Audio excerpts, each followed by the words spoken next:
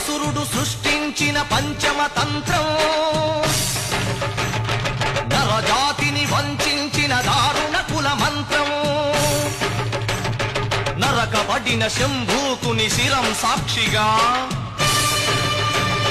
తెగిపడిన ఏకలవ్య బొటన వేలు సాక్షిగా,